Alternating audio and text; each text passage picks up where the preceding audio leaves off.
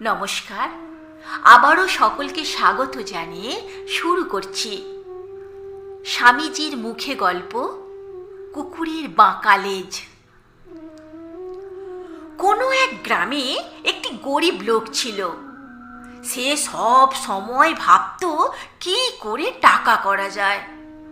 সে শুনেছিল যে যদি একটা ভূতকে বশে আনা যায় তবে তাকে আদেশ করলেই সব কিছু পাওয়া যায়।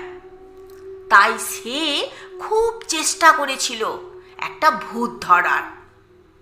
নানা দিকে খোঁজ খবর করেছিল কেউ তাকে একটা ভূত ধরে দিতে পারে কিনা।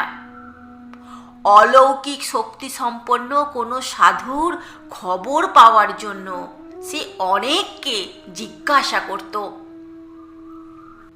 একদিন এক দল কাঠুরের সঙ্গে তার দেখা হয়ে গেল। সে তাদের জিজ্ঞাসা করল, ভাই, তোমরা তো প্রতিদিন জঙ্গলে যাও, তা কোনো সাধুকে কি বনের মধ্যে দেখেছো? একজন কাঠুরে বলল, হ্যাঁ মশাই, দেখেছি। আমরা একজন সাধুকে জানি যিনি এই বনের মধ্যে বাস করত। তারপর কিভাবে সেই সন্ন্যাসীর কাছে যাওয়া যায় তাও সে বলে দিল। শোনা মাত্রই লোকটি সেদিকে ছুটল, কাঠুরেকে ধন্যবাদ দিতেও ভুলে গেল।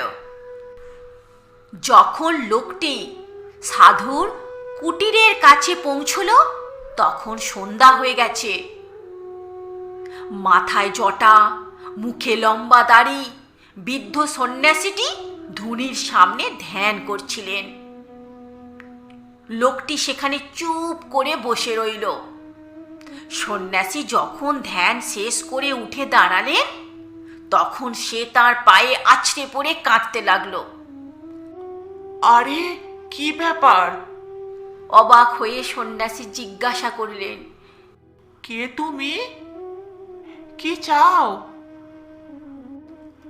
আমি খুব গরিব বাবা, আমি একটি ভূত চাই যে আমার চাকর হয়ে থাকবে। লোকটি উত্তর দিল, দয়া করে আমাকে ভূত ধরার মন্ত্র শিখিয়ে দিন বাবা, একটা ভূত আমার বড্ড দরকার।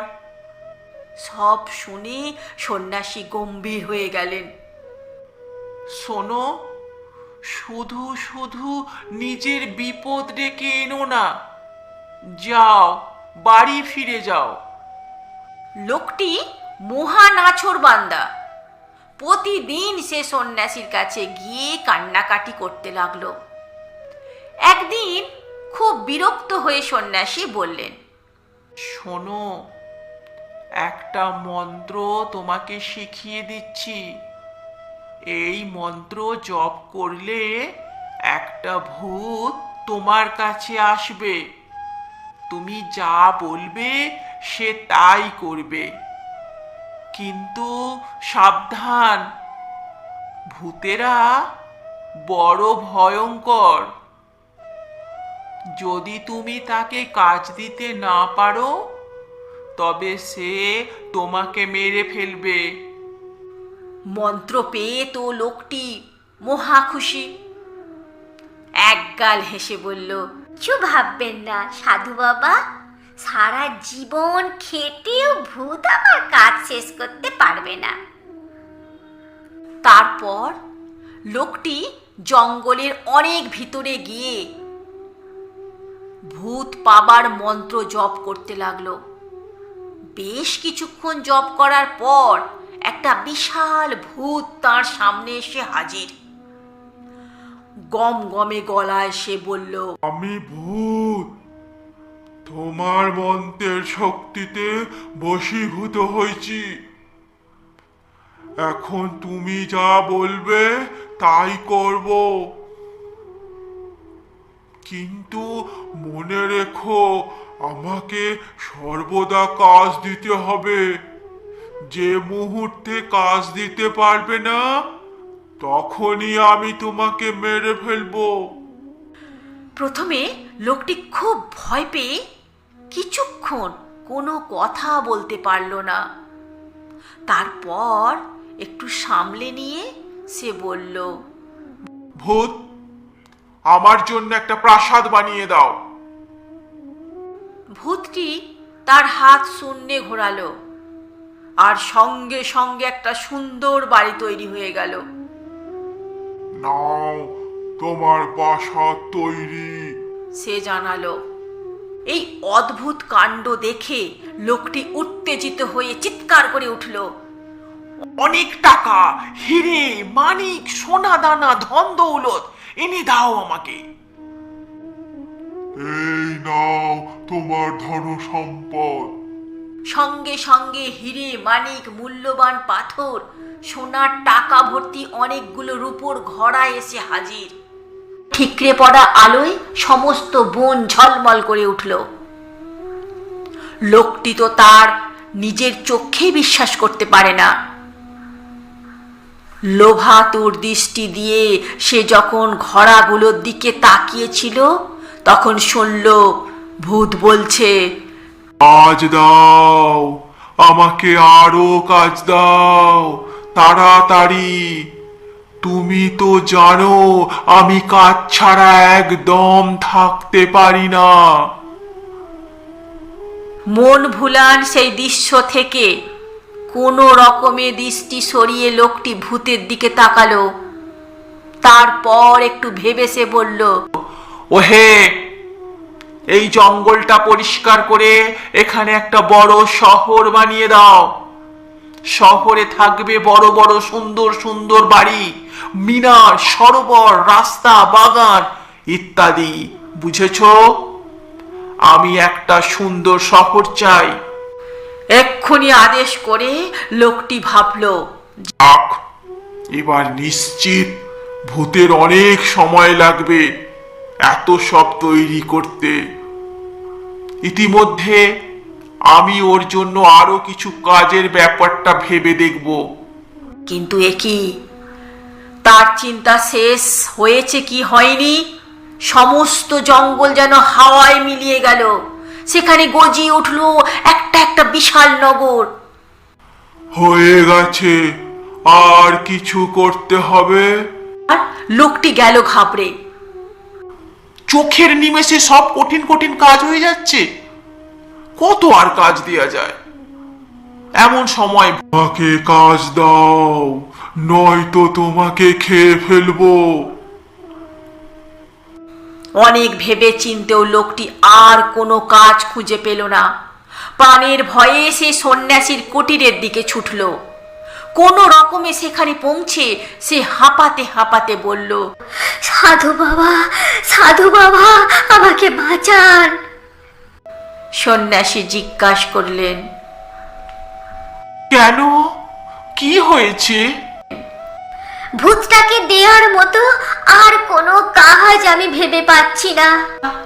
কাঁপতে কাঁপতে ধরা গলায় সে বলল, যাই করতে বলি ও নিমেষে কাজ করে দেয়। এখন কোনো কাজ দিতে পারছি না বলে আমাকে খেয়ে ফেলবে বলেছে। ভূতটাও সেখানে হাজির হলো। ফোলা ফোলা চোখে সে লোকটার দিকে তাকিয়ে বলল, এই যে তুমি আমাকে কোনো কাজ দিতে পারোনি, তাই কথা অনুযায়ী এখন আমি তোমাকে মেরে খাবো। ভূত তার লম্বা জিভ বার করে ঠোঁটটা চেটে নিল। ভয়ে ঠক ঠক করে কাঁপতে কাঁপতে লোকটি সন্ন্যাসীর পা জড়িয়ে ধরল। সাধু বাবা, কি বা করুন, আপনি ইচ্ছা করলেই আমাকে বাঁচাতে পারেন। আমি টাকা পয়সা কিচ্ছু চাই না, আমাকে আপনি বাঁচান বাবা, আমাকে আপনি বাঁচান। লোকটির প্রার্থনায় সন্ন্যাসীর করুণা হলো। বললেন, ওঠো, ওঠো, সময় নষ্ট করো না। কাছেই একটা কুকুর শুয়েছিল। তার দিকে আঙুল দেখিয়ে বললেন, শোনো, শীঘ্র একটা অস্ত্র জোগাড় করো। এই আমার ঘরের বারান্দায় যে কুড়ুলটা রয়েছে, ওটা দিয়েই ওই কুকুরটার লেজ কেটে নাও। তারপর সেটা ভূতকে দিয়ে বলো এই লেজটা সোজা করে দাও। দৌড়ে লোকটি কুড়ুলটা নিয়ে ঝট করে কুকুরের বাঁকা লেজটি কেটে নিল। তারপর সেটা ভূতকে দিয়ে বাঁকা লেজটি সোজা করে দিতে বলল। লেজটা নিয়ে ভূত বলল, ঠিক আছে, এটা আমি এক্ষুনি সোজা করে দিচ্ছি, কিন্তু তোমার নিস্তার নেই যেন। হা হা হা। তারপর সে মাটিতে বসে ধীরে ধীরে কুকুরের বাঁকা লেজটি সোজা করল, কিন্তু যেই সে একদিক ছেড়ে দিল অমনি সেটা আবার কুঁকড়ে গেল।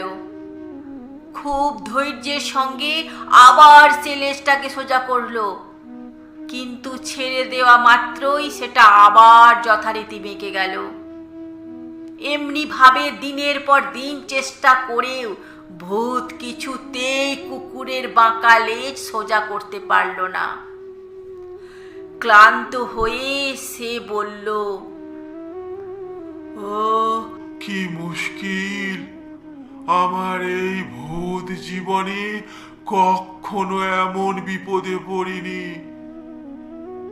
অবশেষে ভূত সেই লোকটিকে ডেকে বলল, ও মশাই, আসুন আমরা একটা চুক্তি করি।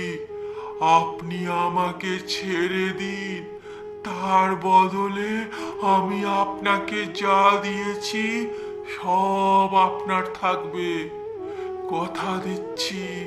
এর এই প্রস্তাব শুনে লোকটি হাঁপ ছেড়ে বাঁচল। জীবনে হতাশ যদি নাহি হতে চাও, পার্থিব ধনের লোভ তবে ছেড়ে দাও। জগৎ চলিবে যেন আপন ধারায়, কাহারও ইচ্ছায় তাহা নাহি বদলায়। নমস্কার।